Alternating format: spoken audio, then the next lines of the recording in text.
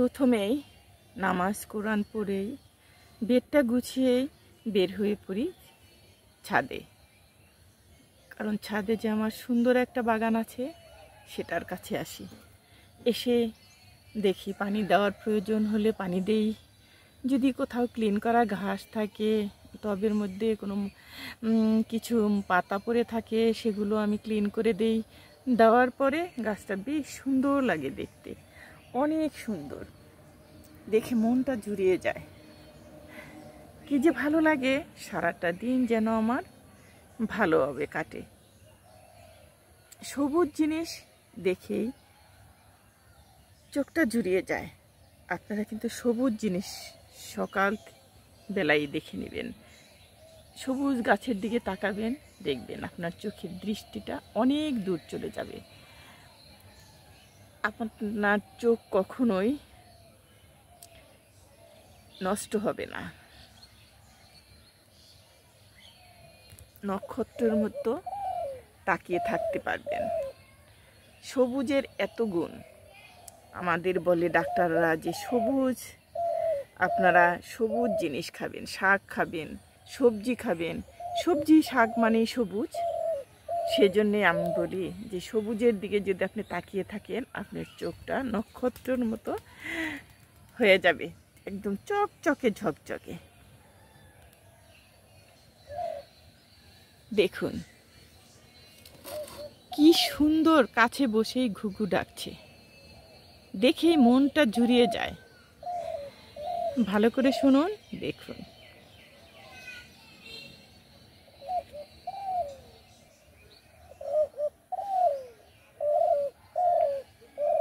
দেখাতে পেরেছি।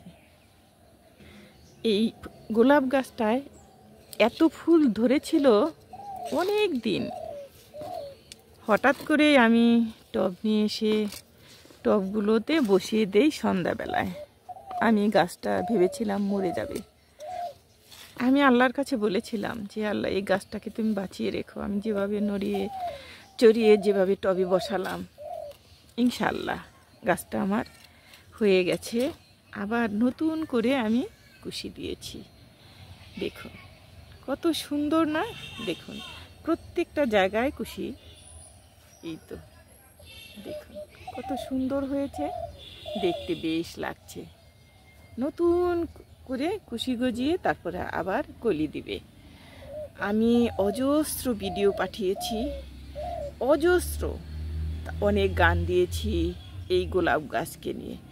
সবাই এই গোলাপ গাছের কথা জিজ্ঞেস করেছে, কোত্থেকে এনেছেন আপু, ফুলটা অনেক সুন্দর, গোলাপের জন্যেই এত সুন্দর ফুটে উঠেছে আপনার বাগান, আপনার বাগানের প্রেমে পড়ে গেছি, অনেকেই বলেছে। আসসালামু আলাইকুম, আমি দিল মাহমুদ আফরোজা। কেমন আছেন সবাই? আমি গাছের গোড়াটা একটু আলগা করে দিচ্ছি,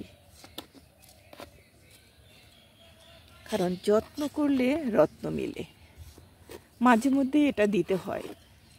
ওরা তো বলতে পারে না, কিন্তু আমাদের নিজের থেকেই করে দিতে হয়। আমরা যদি ইচ্ছা করে করে দেই তাহলে ওরা কিন্তু মনে মনে খুশি হয়। বাসায় অনেক কাজ করে একদমই সারতে পারি না। কখন যে কি করি, ভিডিওটা করতে গিয়ে আমার অনেক সময় লাগে, তারপরে পাঠাতে হয়, এডিট করতে হয়, অনেক কাজ। কিন্তু অনেকের তো লোক আছে, আমার তো কোনো লোক নাই। আমি একাই সব কিছু করি, সব কিছু যেন আমার একাই করতে হয়। শখ করে করেছিলাম, এখন ছাড়তে পারি না। অনেক আপুরা ভাইয়ারা কমেন্ট করে, তাদের প্রেমে পড়ে গেছি আমি। তাদের কমেন্ট না পড়লে তো ভালোই লাগে না, মনে হয় কি যেন হারিয়ে ফেলেছি। তবে আপুরা এভাবে জিজ্ঞেস করে, এভাবে কথা বলে, মনটা কেড়ে নিয়েছে আমার। আমি বুঝতে পারি না যে আমি তো কখন এরকম ছিলাম না।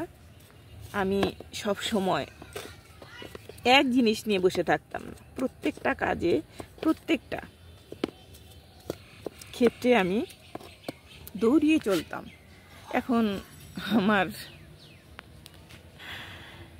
আপুদের ভাইয়াদের জন্য সময়টা আমি ভাগ করে রেখে দিই। এই সময়টা তাদের জন্য এক্সট্রা, কারণ কমেন্টগুলো পড়তে মনে হয় তাদের সাথে আমি কথা বলছি,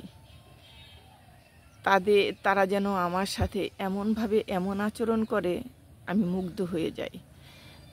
সামনে শুধু কথা বললেই হয় না, দূর থেকে ওইভাবে কথা বলে মনে হয় যেন আমি সামনে দাঁড়িয়ে আছি।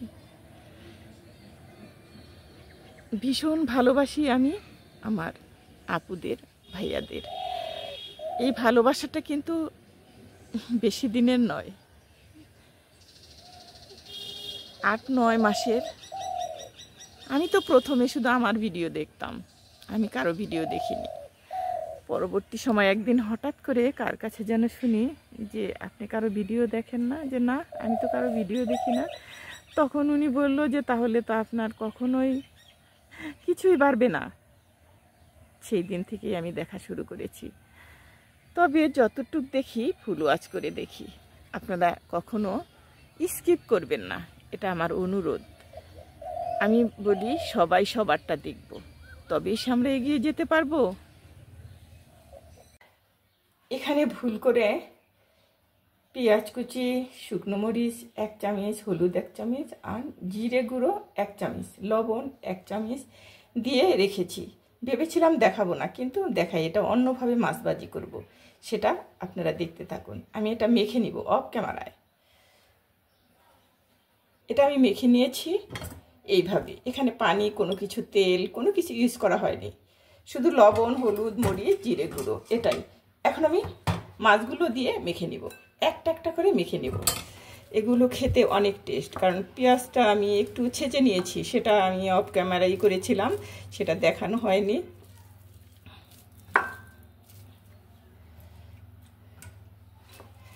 এভাবে মাছ ভাজি করলে বেশ ভালো লাগে, ফ্লেভারটাও সুন্দর আসে।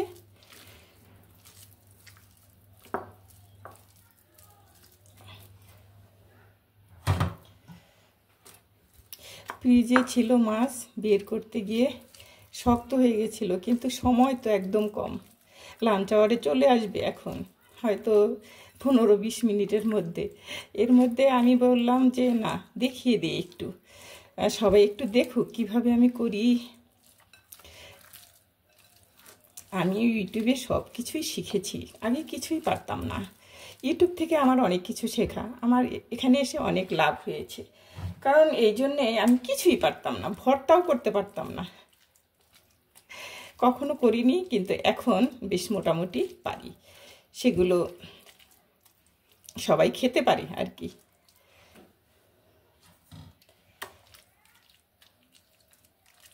মাছ ভাজা অনেকবারই দেখিয়েছি, কিন্তু এভাবে দেখানো হয়নি, সেই জন্য বললাম দেখিয়ে দিই।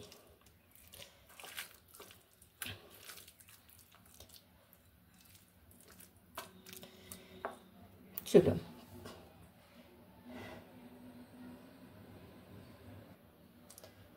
এখন চুলোতে যাব, চলুন।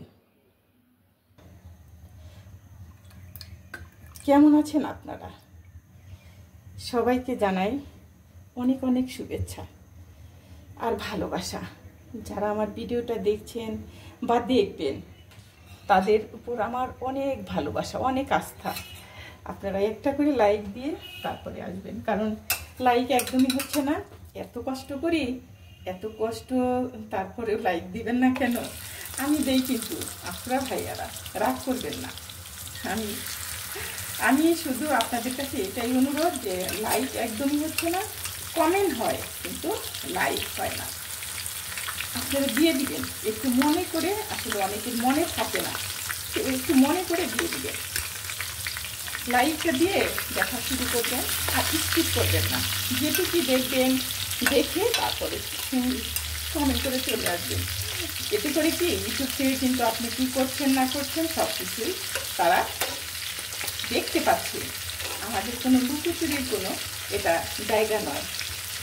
আমরা সবসময় ভাবি যে আমরা একত্র সবাই যাব, কিন্তু অনেকে দেখা গেছে, একটা আপু বলল যে আমার ভিডিওতে প্রচুর অ্যাড আছে, কিন্তু আমি সেই অ্যাডগুলো সম্পূর্ণ করে তারপরে দেখি। এত এগিয়েছে, আপুটার কথা শুনে অনেক ভালো লাগলো, আপুর অনেক বুদ্ধি, তাই ভাবলাম। কিন্তু অন্য কারো ভিডিও দেখতে গেলে অ্যাড আসলে উনি দেখে, তো এখন উনি বলে যে আপুরা ভাইয়ারা আমার কিন্তু সাবস্ক্রাইব বেড়ে গেছে, প্রায় প্রত্যেক দিন বাড়ছে 7-8টা করে, অনেক হয়ে গেছে। তা আমি বলেছি যে আপু আপনার কি ওয়াচ টাইম হয়েছে? বলে হয়নি, হয়ে যাবে। তো এই যে একটা আশা, একটা ভালোবাসা, সেটা তো আমাদের ভালোবাসার জায়গা। কতদিন আমরা থাকবো? একদিন তো আমাদের সবাইকে চলে যেতে হবে, এখানে কারোর থাকার অধিকার নেই। সবাইকে আমরা ভালোবাসি, কিন্তু এই ভালোবাসা কী করে বলবো? ভোলার তো কোনো আমি কোনো দিক খুঁজতে পারছি না। কারণ কীভাবে এদের কথা, এদের সব কিছু মনে হয় আমার সামনে দাঁড়িয়ে কথা বলছে। আমার যে কী কান্না পায় তাদের জন্য, সেজন্য মনে হয় থাকা। তাদেরকে আমি অনেক ভালোবাসি। এখন মাছটা আমি একদম উল্টিয়ে দিব, কারণ বেশি ভাজা হয়ে গেছে। এগুলি ডিমের মাছ, প্রচুর তেল মাছের মধ্যে। যদি এরকম মাছ পান তাহলে ভেজে হবে, দেখবেন কী যে টেস্ট, কী যে মজা। হ্যাঁ, এটা অন্যভাবে মাছ ভাজিয়ে ভাজি করলে সবচেয়ে ভালো লাগে। আমি অনেক মাছ এনেছিলাম, প্রায় 5,000 টাকার মাছ কিনেছিলাম সব কিছু মিলিয়ে। সেগুলো, এই মাছগুলো শুধু ভাজি করেছি, আর কিছু করিনি। ওটা একটু পেঁয়াজটা পড়ে গেছে, মাছ করে নিই।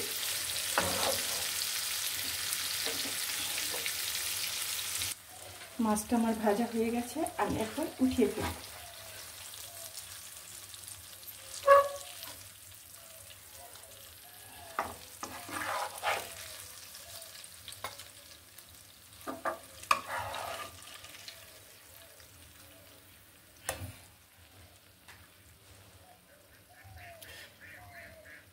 একটু মার্কেটে বাজার করতে, অনেক জ্যাম, মানুষ ব্যস্ত হয়ে পড়েছে, ব্যস্ত শহর।